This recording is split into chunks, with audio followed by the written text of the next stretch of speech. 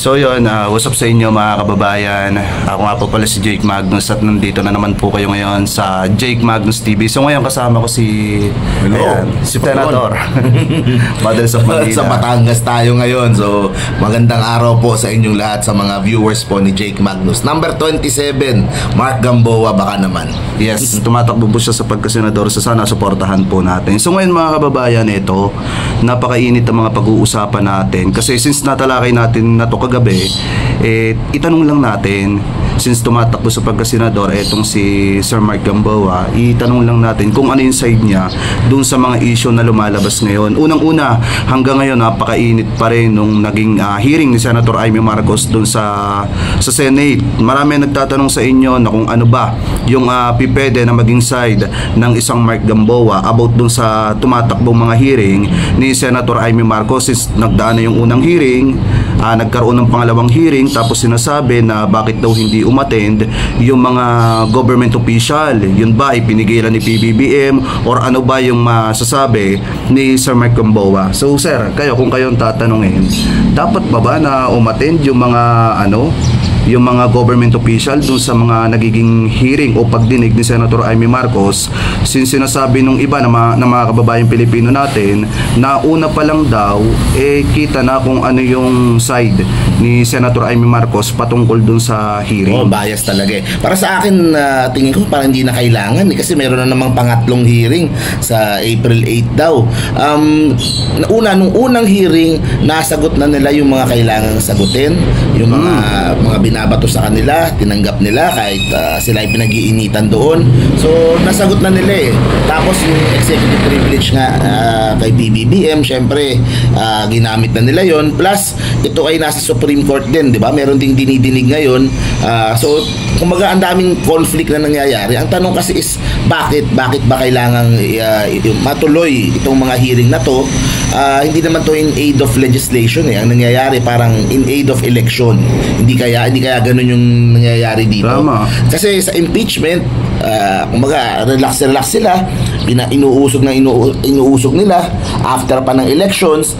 Pero itong kay dating Pangulong Duterte, parang madaling-madali itong si Senador Amy. Ewan ko kung dahil naghahabol siya para siya ay makapasok sa Magic 12 kasi bumaba yung posisyon niya sa mga survey pero kasi mali din namang strategy ito kasi bawat isang DDS na nakukuha niya dalawang loyalista ang nawawala sa kanya. Yun ang tingin kong nangyayari dyan kasi syempre nasasaktan yung mga supporters ng kanilang pamilya, lalo na yung mga loyalista na ang tagal nilang nakasama mula pa nung 80s. Yung kay Apolacay. Oo. Saka sir, tawag dito, di ba maliwanag naman yung sinabi ng spokesperson ng ICC na wala na silang pakialam kung paano na-aresto si dating Pangulong Duterte. Ang mahalaga, nasa kamay na nila itong si dating Pangulong Duterte. Saka ang isa pa dito, ang tinatanong ng mga kababayang Pilipino natin, ano pa yung pupuntahan ng hearing ni Senator Amy?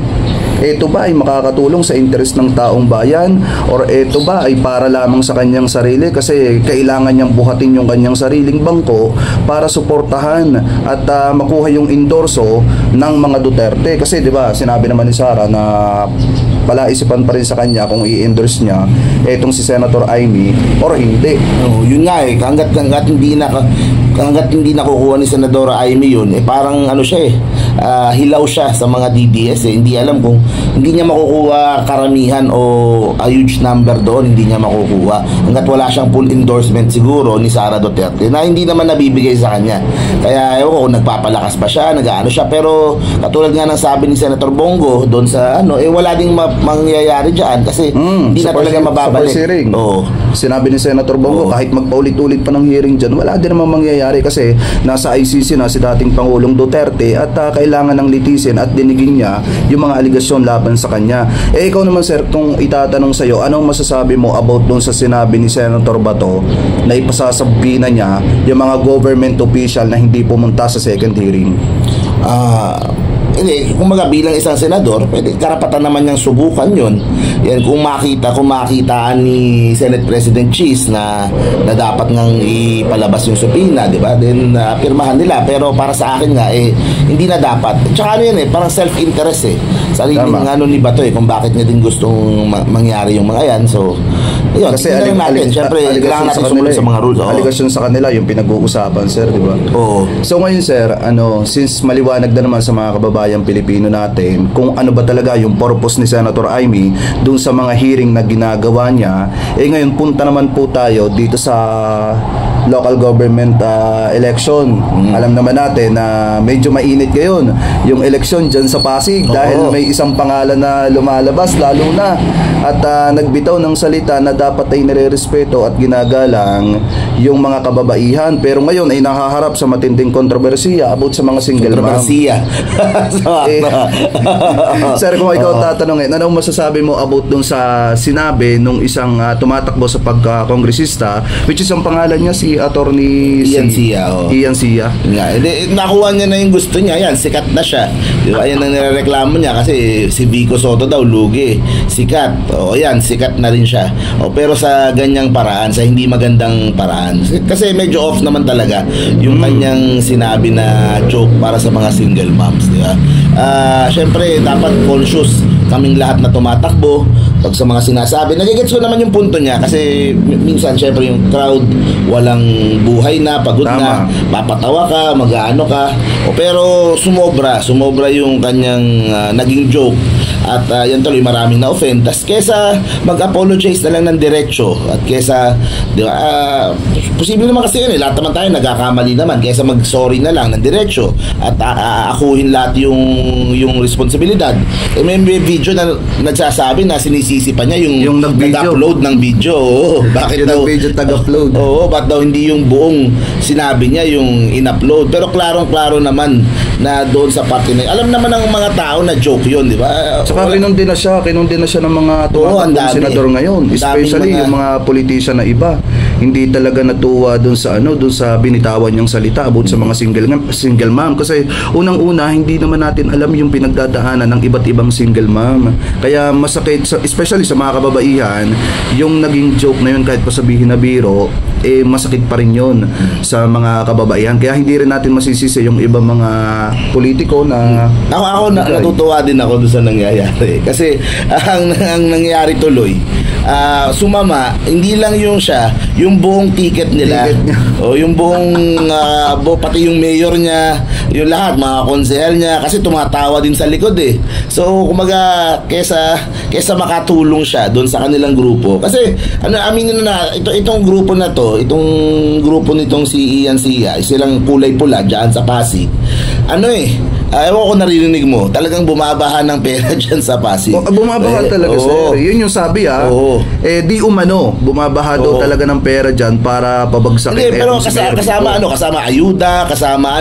tapos syempre, yung mga nakapaligid sa kanila, kumbaga, kumikitang kabuhayan talaga at dinadaan sa ganyan yung eleksyon, dinadaan sa pera yung eleksyon tapos mangyayari to, kumbaga ang laki-laki na ng ginastos mo tapos biglang yung isang kasama mo biglang magte-trending na ganyan dahil sa masamang paraan. Di lahat kayo nagmukhang masama tuloy. Siguro ang sakit ng ulo ng mga kasama niya, lalo na yung tagagasta kasi laki na nga ng ginagastos ko dito tapos ganyan pa mangyayari, mapapahamak pa tayo dahil sa joke mo. Kaya dapat mag-ingat lang. Tapos kapag nagkamali, mag-apologize na lang. Huwag na manisi. Huwag na yung manisi at hindi yung ang dami pang mga Kasi maliwanag naman, boss, inaako niya lahat ng responsibility, sabi niya. Kung inaako niya, dapat hindi tapos na, hindi na siya naninisi.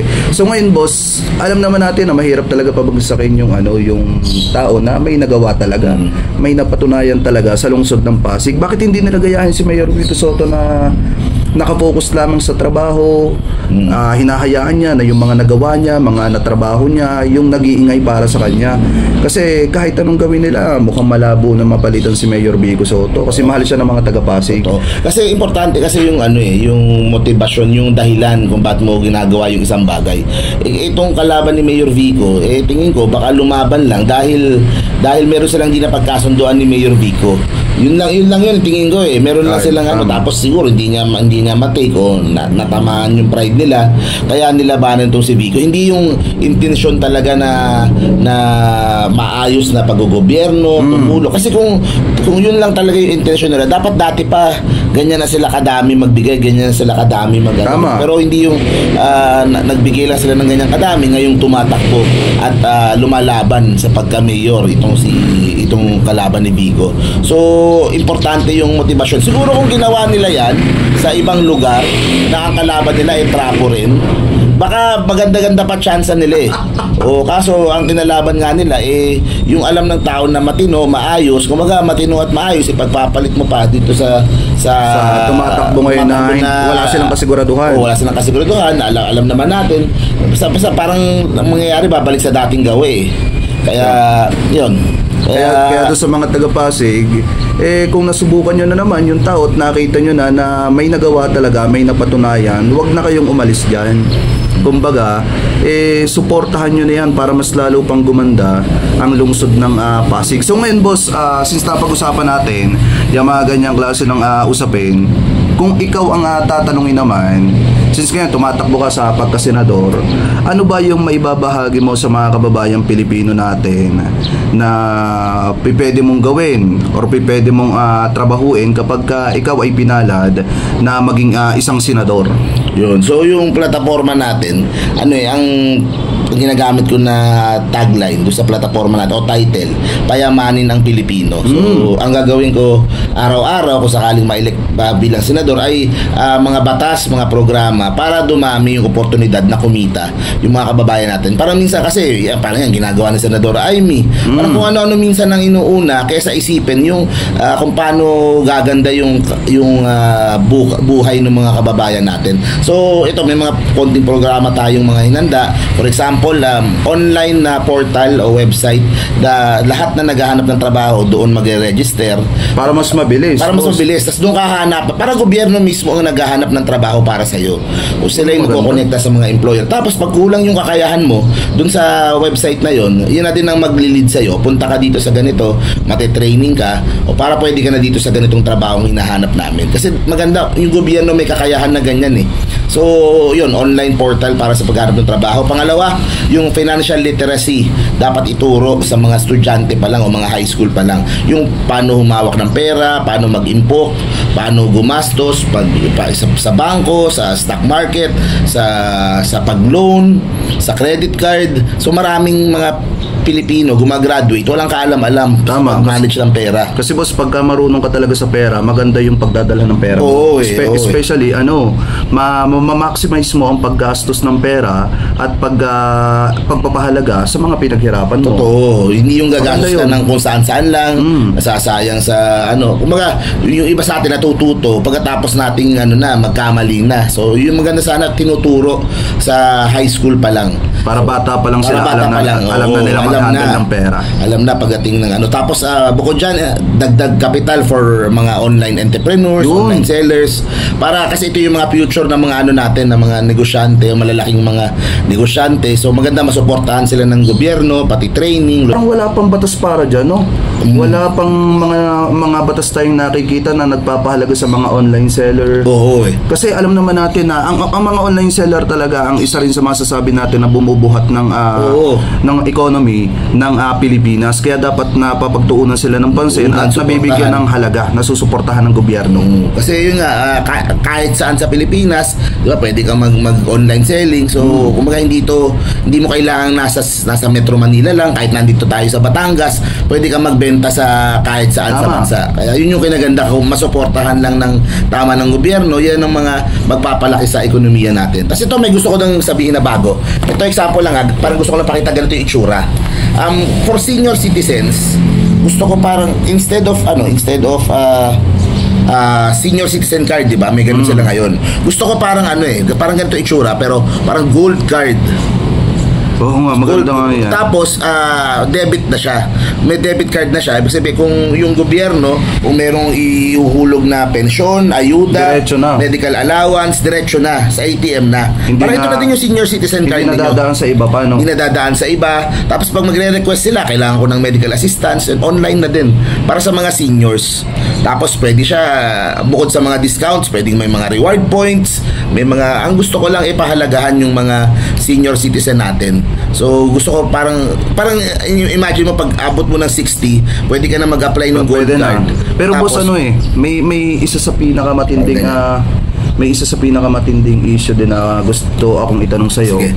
Especially about na pag-usapan natin yung senior citizen. Kasi ito yung mga kababayan natin, alam ko makaka-relate kayo dito, especially mga senior citizen. Kasi napakaganda ng plataforma ni Sir Mark Gamboa, lalo na tumatakbo siya sa pagkasenador ngayon. So ang isa sa pinakalagi kong nare-receive na mga especially sumbong galing sa mga senior citizen, kahit daw member na sila ng senior citizen, wala daw silang natatanggap na sahod. Kasi ang tingin nila doon sa pera na natatanggap nila kada buwan ay sahod, yung pension nila nga. And then yung iba naman na nasasabi sa atin o nakakarating sa atin na sumbong, kailangan may mamatay daw muna. Pasintabi doon sa word na mamatay, kailangan may mawala muna sa kanilang lungsod, sa kanilang barangay na senior citizen bago sila makapasok. So ano sarang opinion nyo doon? Yung bago mamatay, ano ba yan? Sa SSS ba yan? O yung sa pagiging senior? Hindi, gusto kong maklaro muna kung saan nanggagaling yung nila eh. Kasi merong pensyon galing sa SSS, meron sa GSIS. So yung mga may kulang na ganyan, maganda klaruhin muna kung yan ba ay galing sa LGU.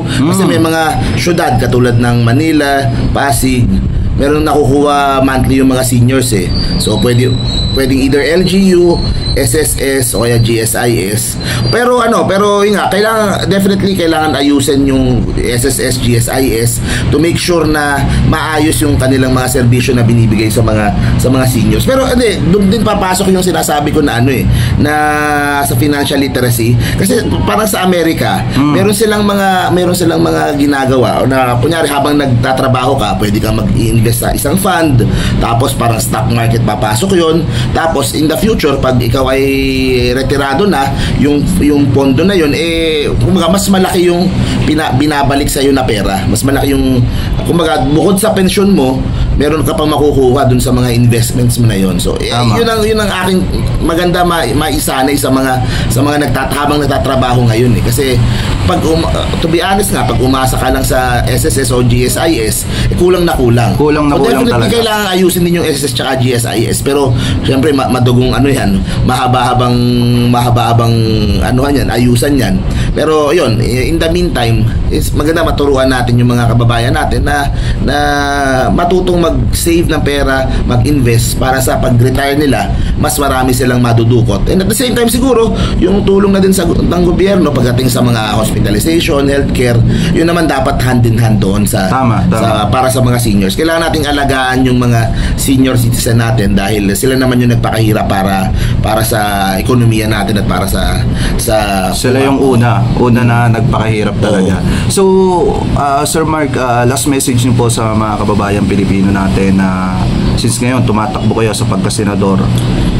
Nung una, parang medyo nagdadalawang isip ako, tama bang tumakbo ako. Pero alam mo, after ko makita yung mga, lalo na yung mga ibang independent na senador, na lahat ay tila ba takot na magsalita, o yung iba nga ay kumakampi pa towards dito kay Duterte, kahit alam kong hindi naman yun yung nararamdaman nila, maaaring natatakot silang mabash o natatakot silang So ilan lang kaming senador na tumatakbo na kayang magsalita, kayang sabihin yung katotohanan na itong ICC ay kumaga pinirmahan natin, sinalihan natin, at marami naman talagang mga biktima ng mga war on drugs na yun, na-meet nga natin yung nakaraang araw, di ba? Maraming mga biktima talaga na naghahanap ng hustisya. At kung guilty man o hindi, si Tatay Digong, doon na malalaman sa korte doon. Mas maganda na bigyan siya ng pagkakataon para ma-avail niya yung due process. Kasi napakaganda ng treatment sa kanya, ng turing sa kanya ng ICC. Sabi ko nga, kung ako lang ang dadanas ng katulad nung kay dating Pangulong Duterte, talagang napakasarap ng buhay niya. Hindi siya inaapi doon gaya ng hindi gaya ng ipinapakalat ng kanyang mga taga-suporta. Napakaganda po ng pagkakaasikaso kay dating Pangulong Duterte. Mga doktor. Tapos sa akin bukod sa naayos din yung relasyon niya sa kanyang pamilya, sabi ni Sarah, especially para sa akin magandang chance ito para ayusin niya yung kanyang relasyon sa Diyos. Tama. Kasi dahil siguro minsan pag nasa kapangyarihan tayo o tayo ay masyadong powerful, nakakalimutan natin yung Diyos. Sa case nga niya, namumura pa niya at kung ano-ano pang nasasabi niya, o baka ito yung way ng Diyos. Lalo na siya ay advanced na yung edad. Lahat naman tayo darating diyan. Pero maganda na maayos niya yung kanyang relasyon sa Panginoong Diyos at maging kumbaga basa siya ng Bible doon para sa kanyang sa kanyang eternal salvation din, dahil lahat naman tayo ay haharap sa ating Panginoon. Kailangan niya ng repentance. Judge tayo, kailangan natin mag-repent sa mga kasalanan natin. So magandang chance yan kay Tatay Digong para mahanap niya ulit ang Panginoong Diyos. Yun ang pinakamaganda. So yun mga kababayan, napakinggan nyo naman lahat ng mga sinabi dito ni Sir Mark Gamboa. Bibihira lang tayo makaka-interview ng ganitong tumatakbo sa posisyon na open magbigay ng kanyang mga opinion, ng kanyang mga side. Kasi nga sa panahong ito ngayon, yung iba mga tumatakbo medyo maingat sa kanilang mga binibitawang salita. Hindi nga medyo sobrang maingat sa mga binibitawan nilang salita, especially sa issue ng West Philippine Sea, sa issue ng pagkaka-aresto kay dating Pangulong Duterte, yung madugong pakikipaglaban nila sa ipinagbabawal na bato, yung mga maling polisiya.